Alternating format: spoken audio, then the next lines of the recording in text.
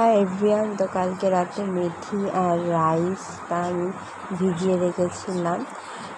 তো আজকে সকালবেলা এর মধ্যে কলা আর মেথি রাইস ব্লেন্ডারে দিয়েছি, আর এর মধ্যে একটু পাতিলেবুও দিয়েছি, আর টক দইও দিয়েছি পরিমাণ মতো। যার যার হেয়ার লেন্থ সেই অনুযায়ী দেবে। তারপরে এই প্যাকটা বানিয়ে নিয়েছি। হ্যাঁ, তোমরা চাইলে ফ্রেশ অ্যালোভেরাও ইউজ করতে পারো। এই দেখো, আমি হিমালয়ের অ্যালোভেরাটা ইউজ করেছি, আর ফ্রেশ অ্যালোভেরা নেই যেহেতু, কারণ আমি বাপের বাড়ি এসেছি। দেখো, তোমাদের সুবিধা অনুযায়ী পুরো হেয়ার প্যাকটা লাগিয়ে নেবে। আমি লাগিয়ে নিয়েছি।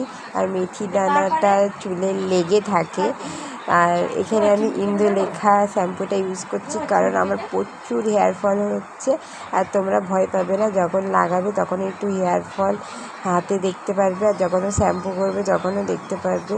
বাট ভয় পাওয়ার কোনো কারণ নেই। যেই হেয়ারগুলো পড়া সেই হেয়ারগুলো পড়ে যাবে। তো দেখো হেয়ারটা কেমন লাগছে।